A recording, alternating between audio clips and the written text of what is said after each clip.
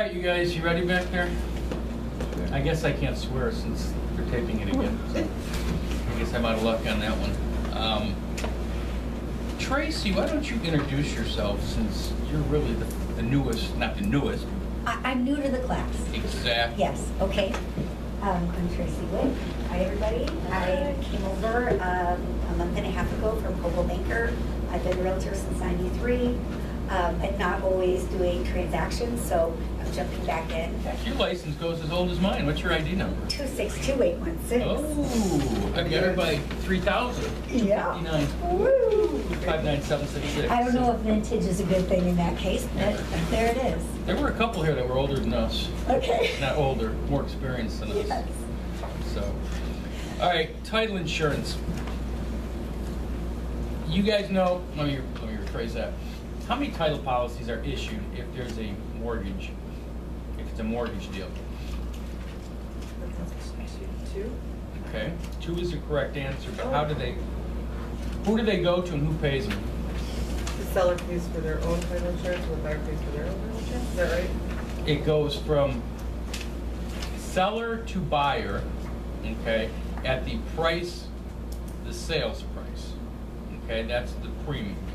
Not the premium, but that's what the coverage is. Say that again? From seller to buyer, and it's based on the sales price. And the second policy goes from buyer to their mortgage company, and the buyer pays for that one, and that's at a reduced rate. Okay? It used to be everybody just did their own title. One title company handled both sides. Many years ago, thank Quicken Loans for this. They're the ones that started. Hi, Carolyn. Yeah, she's videotaping me, so I can't swear. So, or that has to be edited. Quicken Loans was the one that started it.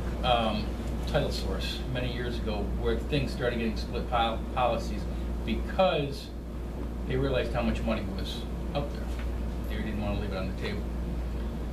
But at closing, seller shall provide to the purchaser at seller's expense an owner's owner's policy of title insurance without standard exceptions in the amount of the purchase price. Purchaser agrees to obtain and pay for a survey by a registered land surveyor as required by the title insurance in order to issue a policy without standard exceptions.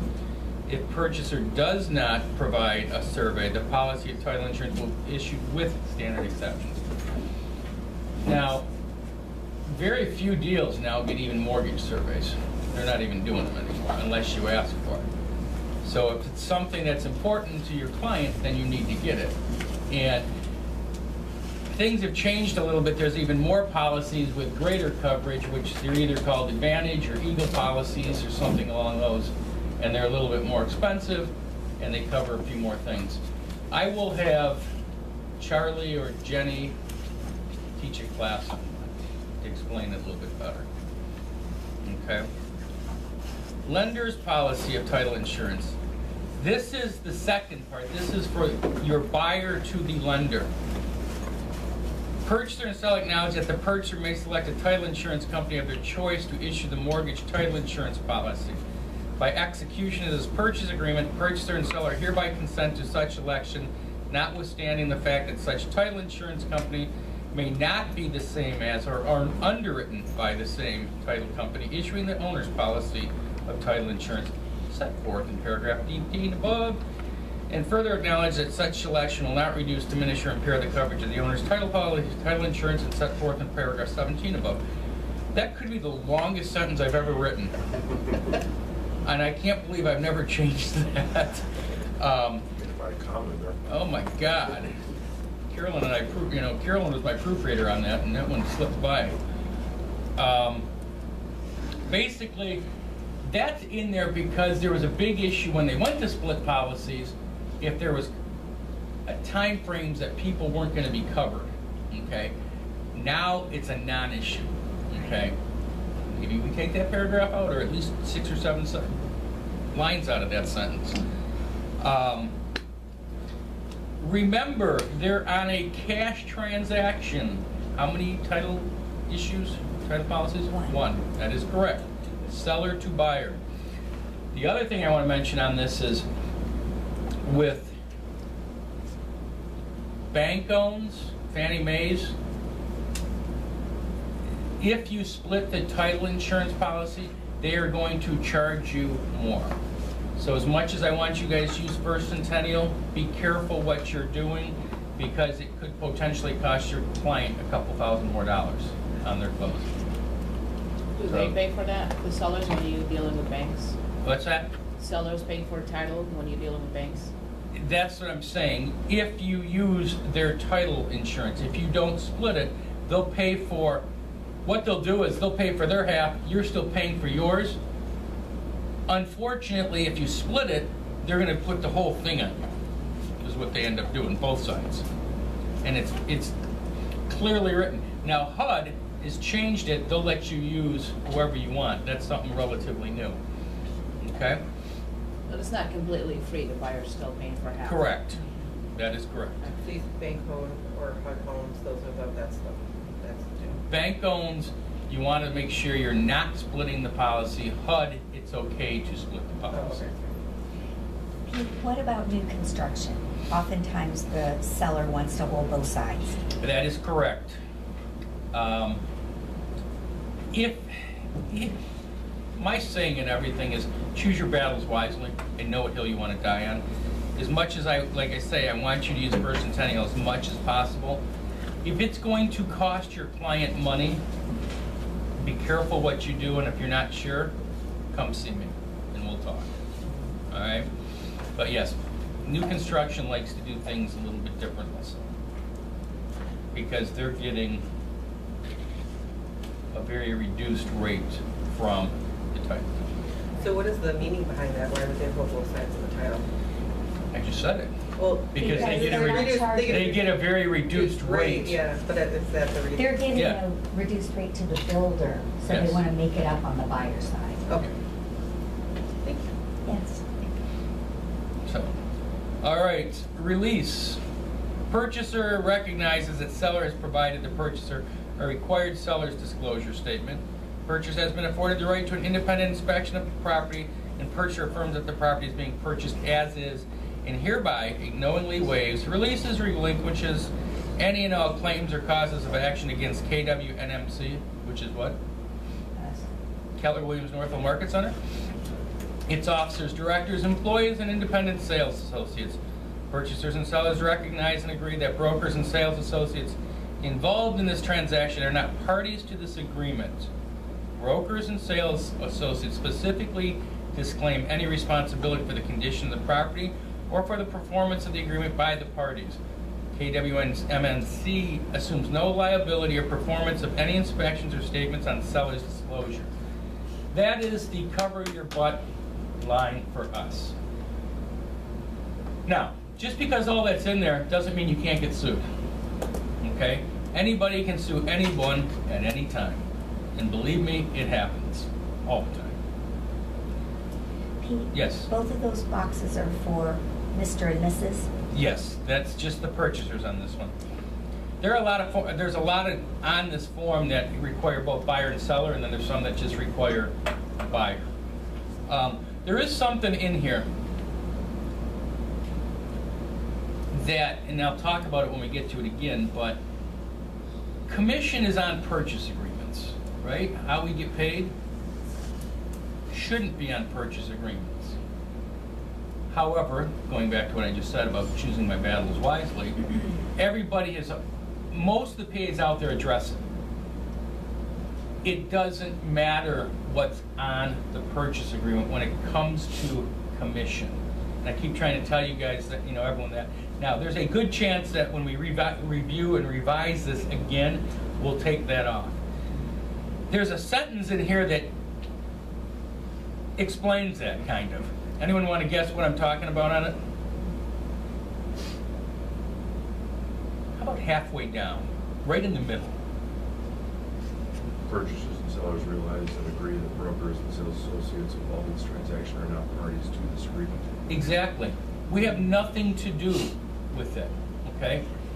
So everyone gets hung up about commission being on there, and in reality, it doesn't matter.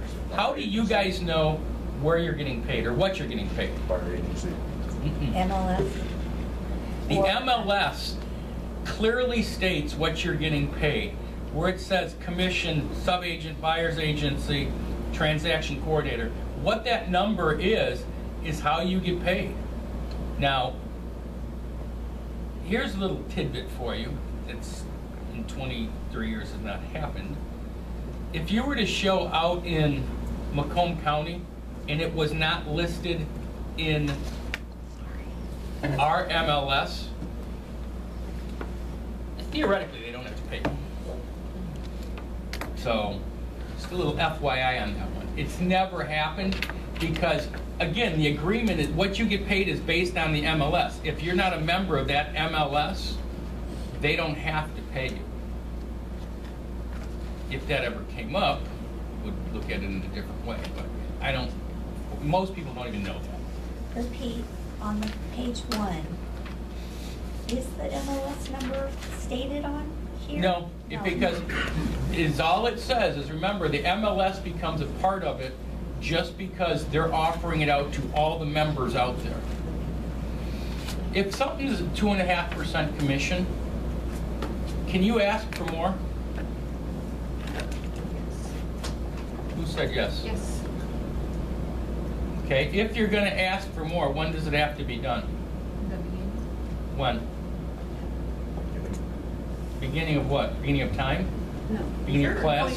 Before you Before the submit offer? the PA? Before you submit the PA? I would say so. Run. It's before you show the property, you have to ask. So, just because, and again, it may say 2.5 on there, and it might say 3% on your PA. Just because it says 3% on your PA doesn't mean they have to pay you that. Because who is the PA between? Buyer and seller. Buyer and seller, that's it. Has nothing to do with us. The only, and here's the funny part, the only thing on the PA that we really are doing, or have been doing, is what? Witnessing it. Now with the invention of dot loop, you're really not even witnessing anything more. Which they said at GMAR training on Wednesday, that these electronic PAs and signatures and stuff are not holding up in court. I don't know where these people come up with that. Electronic signatures are extremely, that's not, if someone's saying that, I will talk to GMAR because I don't know where they come up with this information. Yeah, It and is- there's a clause in here Yeah, that says that it's exactly. binding. Yeah. So it's funny that people say that. Now, again, somebody probably got a tidbit of something and went and took it from here to here and saying that it doesn't work or it's not holding up. If anybody who went through Con Ed last year, and did you go through Con Ed?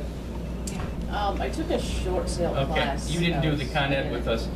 That's why we have Con Ed set up with our attorneys, because that gives us the latest and greatest information. So, and it's a good chance to go eat at Genetti's for lunch. Pete, question about the getting authorization for getting paid prior to showing the property. So for sale by owner, one would go by before showing the property and I would sign always, now that? for sale by owner is a little bit different because it's not in the MLS, but I would always go without your client first if I could. Okay, Because once you have a client there and the client likes the property, your negotiating power kind of went down the tank. right. So I would always get a one-party listing signed by a for sale by owner prior to showing the house. So Or a builder that doesn't have it listed. Yes. Builders are the same way. Be thankful we're on the west side of town. But the builders on the east side of town, there are a lot of smaller ones that will cut your heart out. They'll cut you out. Yeah, and then your heart, Yeah. which by not paying you cut your heart out, I guess, automatically. So yeah, you gotta be careful of that. West side, most of the people here are pretty good if you make contact with them first. Okie dokie. Default. In the event of default by the seller, purchaser may elect to enforce terms hereof or demand and be entitled to a refund of the entire deposit and pursue all legal remedies available. In the event of default by the purchaser, the seller may elect to enforce the terms hereof or declare a forfeiture and be entitled to to the deposit as liquidated damages. I have never seen in 23 years a judge say you have to buy a house, or whether it's the buyer or you have to sell the house, okay? More than likely there's going to be damages one way or another. If the seller kills the deal, the buyer can sue, but I don't think a judge is ever going to say, sorry, you have to sell this house. Meaning that it's rare to have a case for specific performance, to enforce it. Yes. Either way. Right. And normally it's money going back and forth. Remember, and I tell you guys, it's not what you say, it's when you say it. When you're dealing with sellers, at the very beginning, when you're listing their property, you need to address the earnest money and if a deal falls apart. That's one of the few things I talk about on the listing contract because it's important. If you don't bring it up at a listing and all of a sudden the deal goes south and they think they're getting that money, you're going to be ugly. If you sit here and tell them at the beginning that the odds of you keeping that earnest money are slim and none, because while we're fighting over it, we can't sell your house, you're better off telling them, that's what I tell people, you know, you're better off telling that buyer, you know, pound sand and move on. Because while you're trying to get that money, you're going to miss other buyers. And it's the same thing with the buyer. You do want to tell the buyer, though, that they could lose their money. And I think as an industry, we've done a bad job over the last 15 or 20 years telling people that we'll get their deposits back for them. Because in their mind, that means that if they default on it, they're going to get their money back. They need to know, though, there is a really good chance that they could lose their money if they default on it. Okay? Fees and consideration. Purchasers and sellers acknowledge that the notice of this fact that broker may accept a fee in consideration with regard to the placement of a loan or mortgage, life, fire, theft, flood, title, or other casualty, or hazard insurance or home warranty arising from this transaction, and expressly consent thereto as required by rules, blah, blah, blah, of the Michigan Real Estate License Law. We can collect money if we help somebody make money, such as the home warranty. That is allowed, and we do. But we also have to let people know that we're doing that. Okay? The admin fee. What's our admin fee? $295. What, did everybody say $295? Yes. Okay. It's not it's not as big a deal as it was. It's been 15 years since they came out, or longer, which seems ridiculous that it's been that long. But what was Coldwell Banker's when you left? $245. Okay. Ours went from $195 to $295 probably a year ago. And again, it's like anything else. If you read it like this, administrative compliance fee, purchaser to pay $295 at closing for the retaining of all records as required by applicable federal and state laws and regulation, and for all other related administrative closing preparation costs, they're going to question you on it. I mean, if you just make it like it's part of the purchase agreement, very few people are going to even question you. I mean, if you guys don't believe it, and this is what the hardest part for agents was, if agents don't believe it's an issue and they think it's junk, then you're portraying that to your clients. Does anyone really want to know why admin fees really became important? It's my opinion, for what it's worth. Back in the day, if we had, if we sold a $300,000 house, this was before the market tanked. There was a $9,000 commission there, right? Those houses were dropping down to $200,000. And when I say our, the real estate industry's expenses didn't drop by 30%. Their income dropped by 30%. This was a way to kind of make up for agents and brokers both the lost income we had because of the market tanking. Does that make sense? Any questions on the admin fee? How does that help you? Before it was done one way. This way, now it's done a little bit different. Before you cap, that's considered income for you. So in theory, it gets you to your cap quicker. So if it gets to your cap quicker and you're making 100% at that point, isn't that a good thing? Yeah. So. And Pete, question about just selling this to our buyers. We're able to give the buyers access to the loop throughout the transaction. Correct. So afterwards, if we upload into the loop the closing documents, would they still have access to those for tax prep or what have you? And could that be construed as part of the service? That's a great question. I'll have to ask Carolyn and Kristen that. Because that would be huge. Oh, at tax time, and all of us could send little links to our buyers, just so you know. The only thing I don't know is if it was closed out. If it closes down. Yeah, I'll have to ask Carolyn that one. Remind me, and I will check into it. Facsimile, electronic authority. All parties here to acknowledge and agree that electronic signatures and signatures initials by fax and email are legally binding. So, I am a firm believer if both sides agree to something in a purchase agreement, it's legit.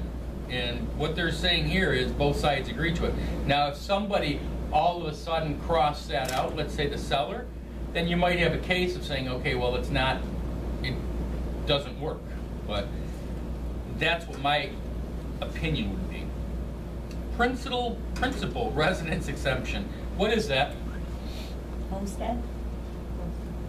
Okay, what is the homestead?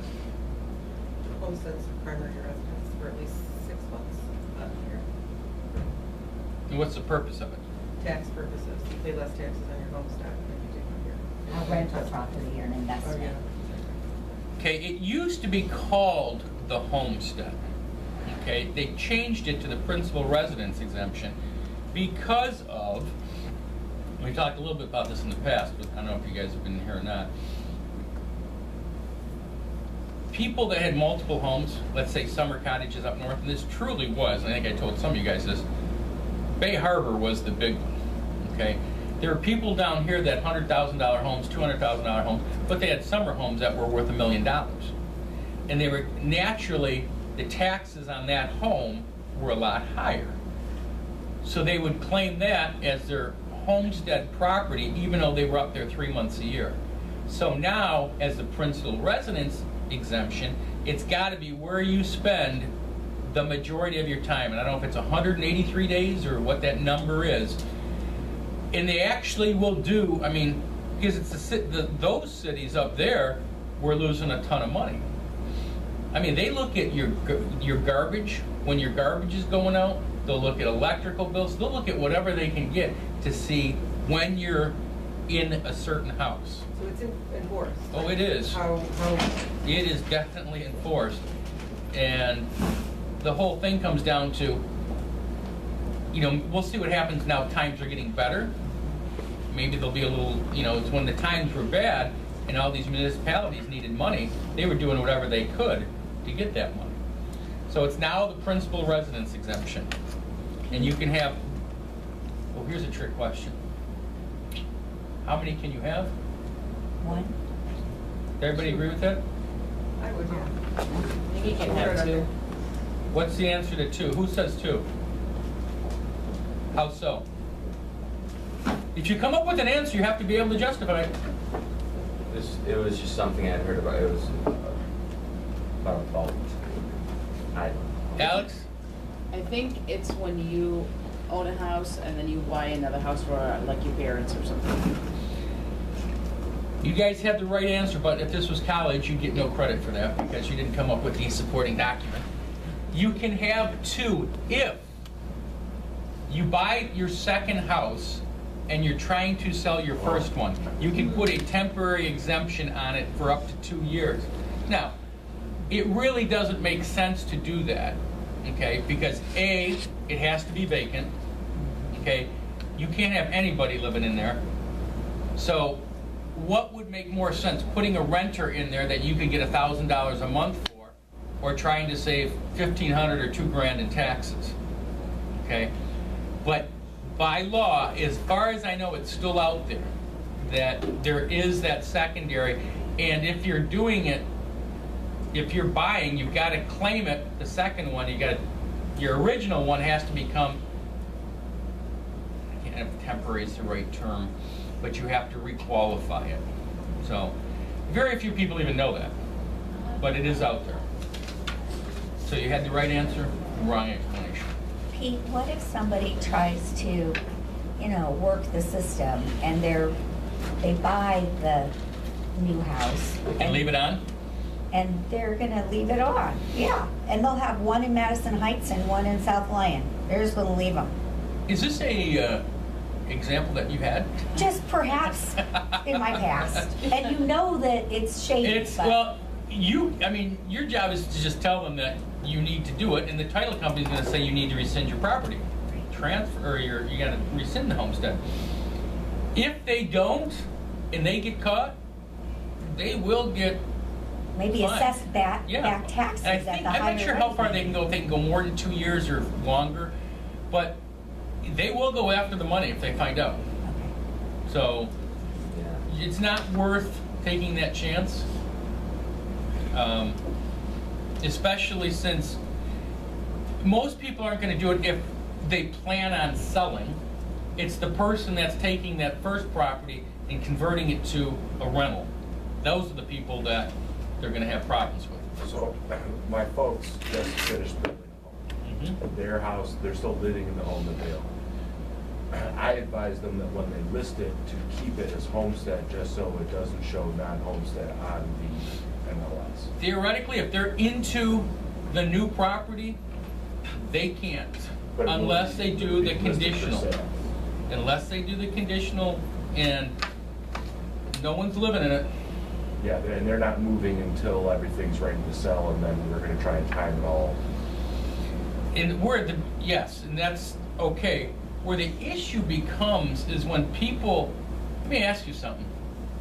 Now what's the cutoff? It used to be you had one cutoff per year to claim your homestead or principal residence. I think it was March 31st. It's now been changed. Does anybody know what day they are? May something? It's May 30th and October 30th. That gives the city a month before the new tax bills come out, because we know the new taxes start July 1st and December 1st. What if you close on a house May 29th and there's occupancy for 45 days and you're not getting the house till July 15th? You're stuck with non-homestead taxes for a while. If But they're you- non-homesteaded, okay, Yeah. then you are stuck with them because the idea is you can't claim your homestead until you're in the property. Not when you own the property, it's when you're in the property. That happened to me with my first house, took so long to close. Yeah, so you got to be careful on that. Now, conversely, let's say there's a homeowner living in there and you're buying it as a rental. Have at it. Take as long as you want, because they're already homesteaded, so you'll get the benefit of the homestead until the taxes switch. So, but just know that when it comes to these two dates, if it's not homesteaded and your person's going to homestead it and there's occupancy, it can get a little goofy. Or let's say there's forget about occupancy. Let's say you close on it May 30th and your client drags their feet and goes to the city on June 10th. They just cost themselves money potentially. But if it were If it was already homesteaded, homestead worked it's for. fine. Okay. That's correct. Because you were starting to freak me out. Yeah. I was gonna like, whoa, I'm gonna have to like. The issue jog is if it's around. not homesteaded already. All right. And I mean, the big thing was with all these banks and stuff, I mean, the foreclosures aren't quite as prevalent as they were, but when there were all these bank owns that weren't homesteaded, it could mess you up. All right, question before you move on. Back to the Sorry, other we're done with that. scenario. Make time for me. So let's say you own your own house and you're trying to buy a house for your parents. your parents' house that you do not live in, but you own it on papers. Is that gonna be I think homesteaded? you could put them on the deed. This would be something for a title company or city to ask, not Pete. Okay. But if you put them on the deed, I'm pretty sure they can claim it. Gotcha. So,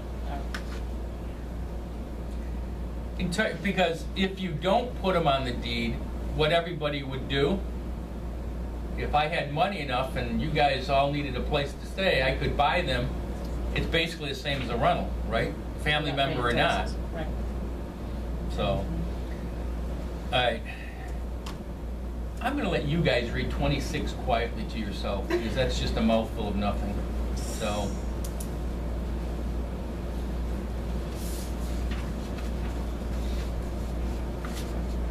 Do you want a copy of this? Be great. I have an extra. Yes. My God, Alex, I can't let you get near papers without turning. Last page. Wait, you're sitting. I got an electronic copy, it's all right. All right, Dave. Be much easier working it off of this, feeling. Hey, I'm pro at this stuff, Peter, it's all right.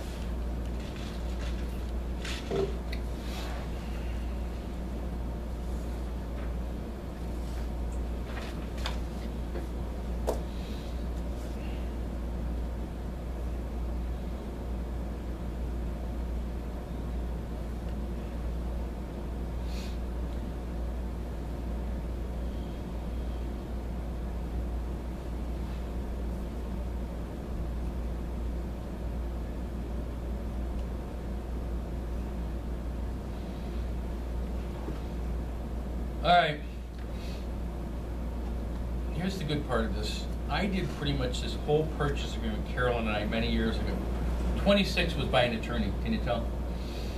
This was what the attorneys wanted us to put in. It's just, it's a lot of legal mumbo jumble in it.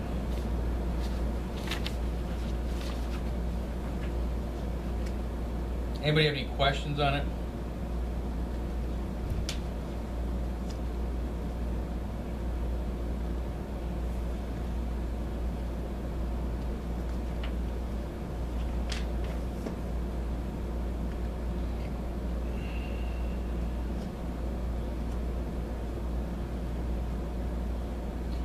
Now, does this cover if you write addendums within the agreement, that, do those need to be initialed by both parties for them to be, Any addendum, yes, has to be initialed, or it's not part of the purchase. even if we type it into this document in the area where you can add the, Like additional conditions? yeah, Well, if it's an additional condition, it's part of this. part of the. And it's getting initialed because of being in here. If it's outside of the purchase agreement, it needs to be initialed and witnessed, you know, taken care of by both sides. Any questions? All right, moving on. 27. The parties hereby expressly agree that the terms and conditions hereforth are and subsequent performances hereunder shall be construed and controlled by the laws of the state of Michigan. That's where we're doing business. That's why it's there. Okay, 28. What's different on 28? So bolded. Hence, it might be important, or more important than what we have. This is a legal document, and all parties hereto are advised to consult with an attorney prior to executing this agreement to protect their interest. The listing and cellaring brokers are not attorneys. We don't play one on TV. Oh, no, that's not enough. And have not given legal advice in reference to this agreement. Time is of the essence, and shall be considered as part of in consideration of offers and acceptance. I've talked to you guys too about attorneys. You know, back when I got into the business, Tracy, there weren't a lot of attorneys, there weren't a lot of inspections back then, right? I always had inspections. Well, that's Well, good. in Ann Arbor. Oh. And attorneys, yes. There's very few people look at attorneys now, and what I or have attorneys. What I will tell you, and like I told you earlier, if your client is going to have an attorney review it, when do you want them to review this? Prior to. Prior to Signing. So have them. prior to writing the author, When you first meet with your people, you should give them a copy of this purchase agreement. The attorney is not to look at this and say, okay, the terms, meaning you're offering how much? That's not what they're, it has nothing to do with an attorney. They're looking at this. Many attorneys have reviewed this and very few have made negative comments on this PA. So it's a pretty clear PA. The problem is if you go and write an offer, if I write an offer for Tracy today and she tells me I have to have my attorney review it, and it happens to be Friday, and her attorney can't review it till Monday, what might happen? She may not get the house because somebody else is going to come in over the weekend. So they want to review it, tell them right up front that you need to have your attorney review this now, not when we write an offer. And if it's an attorney reviewing it, what kind of attorney would you like to review it? Real estate. Correct. Not a divorce attorney, not a, what's what I'm looking for. Criminal attorney. You know, the ambulance chasers or whatever. Medical malpractice. Yeah, that's kind of where I was going with that. A medical malpractice attorney to look at it, yes. Yeah. One on, what's the one on, hit by car, no. If it's a, there's a billboard on 8 Mile, I can't think of the guy's name. Collins. Something like that. Yeah, yeah. I love the ones when you're going to Detroit, the glamour shot of Jumana. Yes. Yeah, that one. She's everywhere. She's on the buses. Oh, She's- yeah. Well, that new picture's not her. I don't know who it is, but. She's got an updated she doesn't photo? look I think anything she's like- photoshopped, Yeah, but, just you a know, little bit. there you go. All right. Earnest money. This is the one that there's, some people say this is not legit. This is a legit way of doing business, okay? Now, I'll give you the pluses and minuses. The broker is hereby authorized to present this offer. The deposit of blank in the form of a personal check, cashier's check, money order shall be collected by one of the following. First of all, how much are you looking for in an earnest money? As much as possible. Let me ask you guys, is that the right answer? I'm not saying it is or it isn't. 1 to More than 3%. 1,000. What's that? 1 to 3%. Okay. Now let me ask you, who are you writing the offer for? The buyer. Okay. So theoretically, what's in the buyer's best interest? Okay. The easy answer is to say less. Okay. Less may mean you don't get the deal. Because you don't look solid. Right. More may put your buyer in risk. Right? Sure. So what's the right answer? There's the right answer. Both of those are probably the right answer. Whatever they're comfortable with, but your job is to explain to them the ramifications of both. If they say, well, I only want to put down $1,000 on this $500,000 home, that's great. The odds are the person on the other side is going to look at this and say, you know what? I'm not sure if these people are qualified. Now, if I'm on the other side, okay, I am not a big fan of, I could care less about an earnest money. Because until you get through the inspection, earnest money is irrelevant. I mean, it doesn't matter what you have. Because if they want to kill the deal, especially with RPA, it's very easy to do it. So don't get all worked up if somebody brings you something with a low PA, or more importantly, when we talk about when the money's coming, okay? But if somebody says, well, I'll give them $50,000 down for this $100,000 house, that's great. But potentially the problem is if the buyer defaults, theoretically they can lose that. There is no correct answer, but you guys need to know what happens either way. So if it's competitive, like highest and best, it's best to say. Put your best, that, to Right. me, highest and best, and there's two words there, highest and best. Right. Highest doesn't necessarily mean it's the best offer out there. Okay, so if putting more money down along with some other things makes your offer better, that's the best way to handle it, if they want the house. Sometimes agents have the mentality that I'm going to get this house for as low as possible for you. Dave, I'm going to get you a sweetheart deal on this house. All the time they're doing that, guess what they end up not doing? Get the house. Not getting the house. Okay? Before they really do. You were prior to buyer's agency, weren't you? When it was just, yeah. But when buyer's agency first came out, you had a group of agents out there saying that I'm going to get you this great deal. I'm going to get you this great deal, and I'm going to save you all this money because I'm a buyer's agent. Well, that's when the market was going crazy. There was no such thing as necessarily negotiating on the price because it was what, it is what it was, or was it what it is, or whatever it was. So you can just, so sometimes agents think they're doing their client a favor, but they miss out on the one thing, getting the house. Okay? What do most of you guys use as when you collect your earnest money? After his inspection. You have three options. A is deposit to be collected by selling broker upon final written acceptance of this purchase offer by all parties. B, to be deposit to be collected by selling broker within 2 banking days after satisfactory inspection. C, deposit to be collected by selling broker upon purchase or signing offer of to purchase. Who's going with A? Okay, there's Oh, 3, that's what I did. I 6, kinda like that one, 8, but she 10, was 11. good too.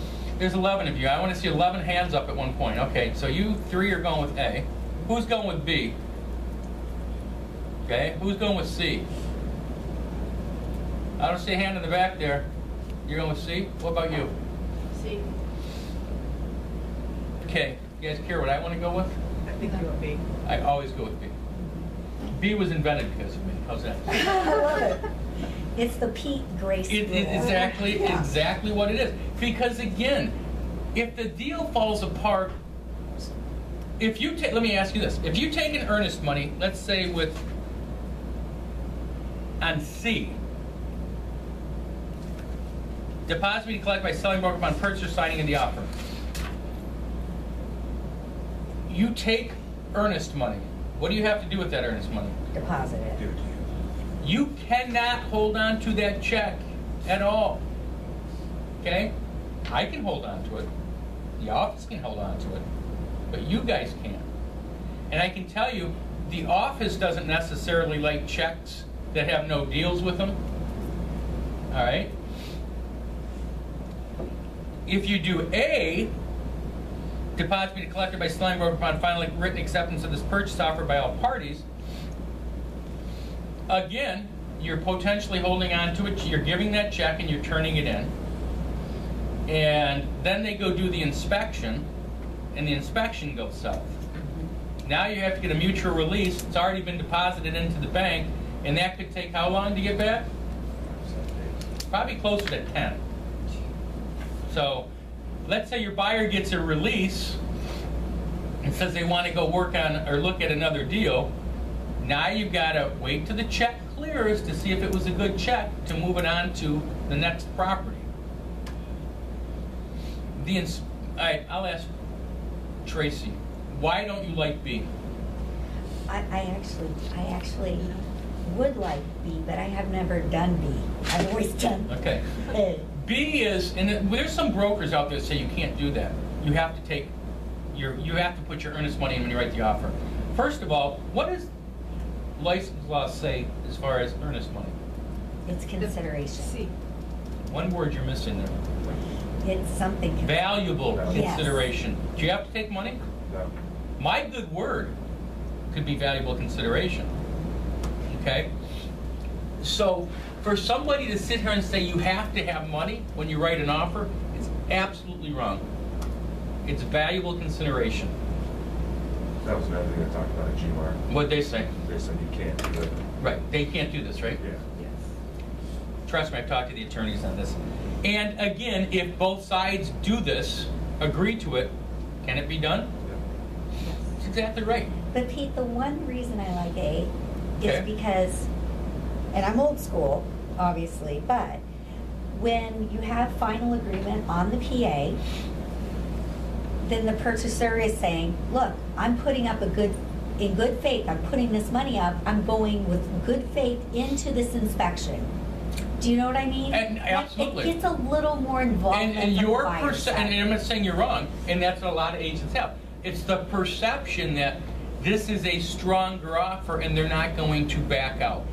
Okay? Yes. Now, if you were bringing me an offer, I could care less. Okay? And this is not me presenting an offer, this is me taking an offer. Right. Because I've been around the block enough to know that you can write that $50,000 earnest money, right? Go do the inspection, and there's a leaky faucet, and say, you know what? I'm out. Yeah, but I got them to write a $50,000 check. And so the likelihood that they're gonna walk for a leaky faucet is less. The mentality of that buyer, I think, is, you know what? I know I have an inspection clause and I can get out. Well, everyone knows that. Right, but that's But what I'm saying the intent behind the buy. So And, if I'm I'm not going to tell you not to do it, because you can use, that's why there's 3 choices I know, here. I personally love choice number 2, but I feel like it makes my offer stronger. by And doing again, it it's, right. and again, this is, remember, choose your battles wisely. If I write an offer and use 2, I will tell my clients, okay, not if I write it, because all my offers are written that way, but I will tell my clients that if they come back and say they want the earnest money now, then give it to them. And I probably had that 3 times in the last 15 years. Okay. So, reputation, we've talked about this, is important. Your reputation is unbelievably valuable to you. If you have a good reputation out there, how somebody accepts or rejects your offer is that's what's gonna, because for the most part, I think I got a pretty good reputation out there. And I can do deals with people, and it's pretty simple for me. I've got one going with an agent in Keller Williams Commerce that we were talking, literally texting at 7:30 on Sunday. She goes, I really want to do this deal with you. And we had it together by 4, okay? Because most people know that I'm not going to screw them. I'm going to treat them with, respect, not just my clients, them, their clients. That's the difference. When I came to KW, and I'd been in the business 7 years prior to KW, the win-win or no deal. You guys know what a Lazy Susan is? Spins around like this, either at a table or in a closet or whatever. You should be able to put your deal on the table and spin it, and no matter which way it ends up, everyone's getting the same fair treatment. If you have the mentality that your client has to win, that's when problems happen. All right? So if you believe in that, your life will be much easier. All right, so earnest money, you can do it any way you want, but just make sure that if you take a check, you cannot hold on to that check. It has to go to the office. I'm the world's worst person at doing checks, so don't talk to me about it. That's checking B every time. Even checking B, Yeah. I'll be honest, checking B for me is, because you know what I usually do then? I'll get through with the inspection, and I'll forget to collect the check.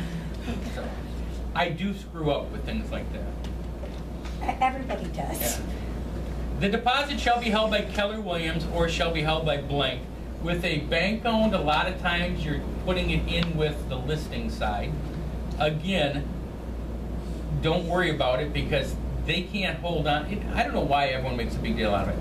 The same rules and regulations pertain whether you hold it or you hold it.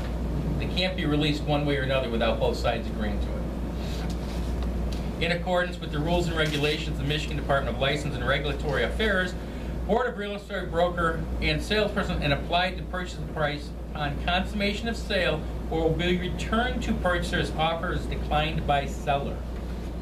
So if it's declined by the seller, the check goes back. But if we've already deposited it, guess what? It's coming back 10 days later.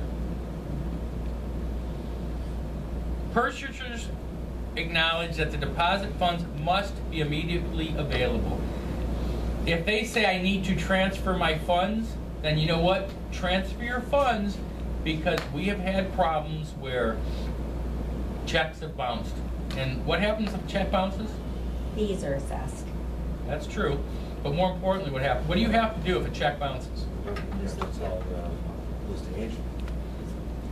you have to notify the other side, the listing agent, that it bounced, because guess what? You don't have a deal at that point. Because you've broken the terms of the contract, okay? You're looking at it, you never looked at it that way, did you? I never had that happen, but yeah, that's bad. That's good. Now, again, the problem is, if you sit there and call up the broker and say, hey, my client's check bounced, I'm gonna call him now and I'll get you a new one, that may not be the best way to handle it. When I say immediately, there's immediately A and immediately B. I'm calling up my client, Dave, and saying, Dave, you better bring me a cashier's check in here now, okay? Now I call immediately B, and I say, I just wanted to let you know his check bounced, but he's on his way up here right now with the cashier's check, and I will send you a receipt of it as soon as I have it. Have to do that. Okay, we clear on that? Additional conditions, what usually goes in there? Seller to leave the playset in the backyard. Yeah, Or something. be careful on certain things, like when you start getting, that one's a good one, but personal property like lawnmowers and stuff like that, you don't want them on here, because the appraiser is going to look at this and say, oh, there's a value there, so that must mean the house is worth less, okay? You can put seller to contribute, you know, closing costs, you can do anything you want, but, you know, again, make sure it's on here. Yes? An additional piece of what I think is probably bad information I got in the GMAR orientation. He said that because the bracket is screwed into the wall and the television is screwed into the bracket, that TVs become fixtures when they're attached to it. Oh, Who taught jeez. this class? What was that dude's name? Was it Brent? Yeah, Brent. That is ridiculous. Brent Valesky? Yeah. You realize that anybody can teach a class? Yeah. Realize that they may not have the right information. And Okay? that's a good thing to bring up, because then you get the real story. Yeah. Yeah. My information may not be 100% correct, but for you guys in this room, this is what you want to go with. Because I deal with our E&O attorney all the time. Those are the people that are going to defend us if there is an issue. Okay? So it's from our E&O attorney to me, to you. So very clear. I think I'm going to have to call with GMAR, because I don't even know how long Brent's been in the business. Okay, but I know who Brent is. I've golfed with Brent before. Just that's all I'm going to say. You did excellent, incidentally, hit him in the head with the club. No, maybe I did. Maybe I drove a ball through his skull or something. I don't remember. Something happened. Yeah. Additional documents attached. You're always going to check what on here? Seller's disclosure Is is lead-based paying. Oh, I didn't Home notice. warranty Warranty waiver. waiver. I didn't see that one. That's Carolyn snuck that one in on me somehow. Anything else on there? If there's a home warranty, you want to put that on there too. Yes. But sellers and lead base has to be checked, and you should have those. Okay? Time limit. Purchaser is making this offer valid until blank PM on what date, or until withdrawn in writing. It's Friday at noon. You're writing an offer.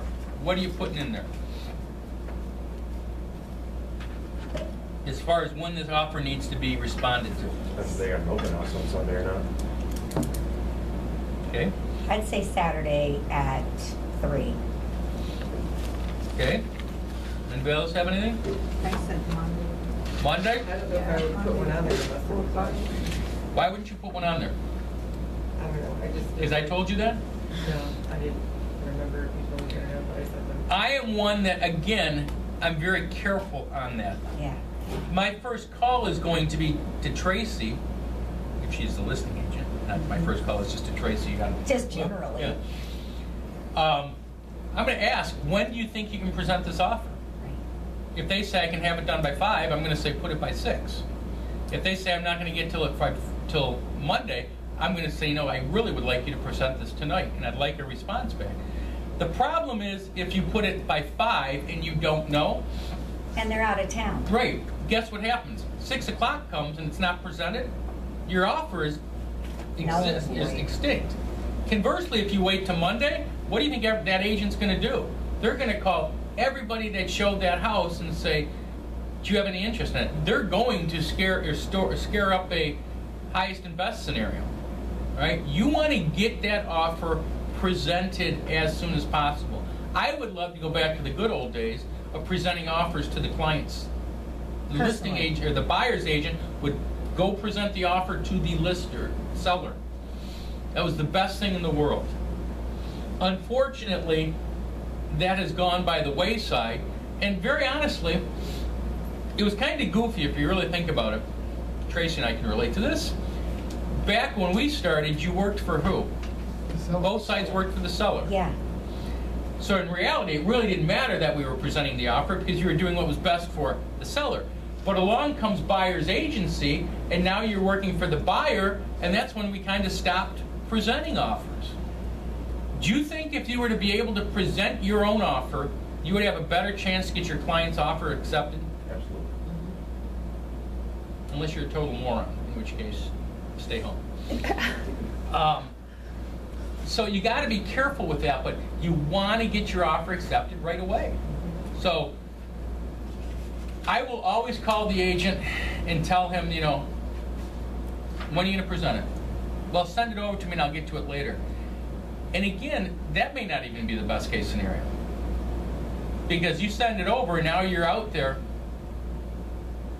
and they could scare up things before they get it. I'm going to give you, maybe, I don't know if you guys are ready for my really wacky idea, but. All right, here's the part that we really don't care about, right? Both buyers and sellers acknowledge this is a cooperative sale with blank, with a commission of blank, to Keller Williams, downtown Northville. In theory, the way this is written, what goes in that blank? First one. Correct. Remax, whatever. Right, whoever the else. listing side. Yeah. And then the commission, theoretically, what's on the MLS should be going on there. Right. Now, if someone's offering out 2.5% and you put down 3%, and they're dumb enough to pay you, take it. Okay. Conversely, if you're on the other side, though, even though it doesn't matter, I've had many an argument with agents on the other side telling them that it doesn't matter what you write in that box. Make sure that if you're, well, forget that, because we don't offer what? Anything less than 3%, so we don't have to worry about that. Pete, question. We would really check, well, I would, Novi, correct? Are you downtown? No, you're here. No, I'm here. Oh, here. Yeah, correct. Because you said Right. Northville downtown, so I was You see, confused. This is Northville to me. I hate to say this. This was, we opened across the street, and theoretically it was a Northville mailing address. So it was always Northville until we went and opened the business center. Then since that was, the business center is in Northville, this became Novi. But yes, you are correct. Anybody who's working out of this office would be checking Novi. Okay? You sign it and put your ID number, they sign it, and we move on. By affixing seller's signature to, the seller accepts this offer and acknowledges receipt of the copy hereof. Not sure why that's there, now that I look at this again. You guys, I learn something every time I look at this. So, coming to the class once is great. Coming multiple times is better. Can seller or foreign, if you don't have a citizenship, can you buy and sell property in the U.S.? Yes. Yes, there's just different rules. Okay, so foreign invest in real estate and real property. Sellers affirm that they are or not residents of the United States. If sellers are not residents of the United States, then the parties to this agreement will be bound by the FIRPTA requirements. I have no idea what the FIRPTA requirements are. We had to put that in. Pete? Yes. For the, maybe you aren't here yet, but the bottom line, 2 boxes at the very We're going to come down there. Because they autofill. I don't- Correct. Somebody, I am aware of that, but Crazy. somebody said you don't have to do that on dot loop when you're doing the original thing. I don't know how to get around Neither do it. I. I am like clueless. And it happened again. I wrote an offer to that offer on Sunday, I'm going, I'm gonna watch it now. Damn if I couldn't figure out how to take it out. So, Go down and you can assign it to no one. Oh, thank you, all right, so you James. have, okay. Go down, click it, assign, Assign. and then assign it to no one. Thank you. Well, there you go. Yeah, so- In the event the seller makes any written changes in any of the terms and conditions of the offer presented by purchaser, such changed terms and conditions shall constitute a counteroffer by seller to purchaser, and which shall remain valid until blank. That's them filling that out for you, okay? That would be the other side. Unless earlier withdrawn in writing, and shall require acceptance by the purchaser by initialing each change before date and time. Let me go back up top. A lot of times I'll leave that blank, or realize if you leave it blank, in theory they could come back to you in 6 months from now and tell you, they could sign the PA and say, hey, you just bought this house. So if you leave it blank, for whatever reason you decide to move on, send something withdrawing your offer, okay? On the counter, if there are no changes, do you need to have this bottom line? No. Yes. No. We have two answers here. This is the no side. Who's going with no? Say it again, say what you're saying. It always goes purchaser, seller, purchaser. If there is a no counter offer, you have to have it bottom line signature. I'm saying yes. Yes. Who's saying no? Who's saying they don't know? I don't know, I think. By the letter of the law, you don't. Okay? By the letter of me, I always would. So there is no confusion. Right. So legally, no. Practical, yes. Okay, are we clear with that? So always have it bottom lined. If there are changes, you have to, it's a whole new offer. So, I mean, it could be the dumbest thing. Occupancy from 29 days to 30 days or whatever. Be careful what you counter, because you're opening it up, and where you might have had a deal done, you might not have a deal done. And do not delay.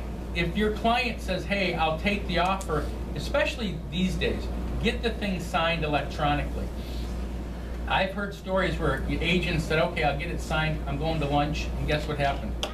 While they were going to lunch, it came and went to somebody else, because they never got the PA signed. As a listing agent, can you counter more than one offer? Yes. Jim, second it. Yes. Who says yes? Who says no? I wouldn't. I'd be too nervous. But You really can't. What if they accepted the Yeah. counter? Exactly, if both sides accept. accepted it, you sold that one house to two different people. Coldwell Banker, Same as the same person, okay. two different people. Okay, no, yes. Coldwell Banker back in the day had something, a letter of intent, that used to say something to the effect, and I don't even know if it's still out there. If you meet these terms, our client will consider your offer, okay? I am a firm believer in doing things a little bit different, and it's the roll of the dice sometimes. Counter one person, because if you do that to a bunch of people, remember, you got one transaction potentially with your client. You've got many transactions with the real estate community. If you choose to upset the real estate community, that's not a good thing. If you have this bad reputation about doing things crazy, it'll bite you. I mean, there's no doubt about it. I would say, you know what, Dave? Here's the counter. You've got till, we've had multiple offers. Here's the counter. And come back with an answer within an hour.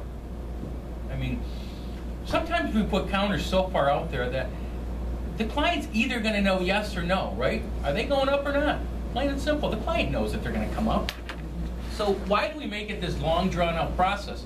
And then in the meantime, you come back and Dave says no, guess what? Move on to the next person. If you're in a multiple offer situation, you have to send that infamous highest and best out there? No. There's agents that think you have to. And one got mad at me a couple weeks ago. My email back to her, my client chose not to go with highest and best. That's her prerogative. Right. Okay? You know, especially if they know there's multiple offers. Just put your best foot on the table. Plus, On the table. when you Down. talk to the listing agent, they tell you there are other offers. Everyone knows it's full Right. disclosure. Right, just, something else on this.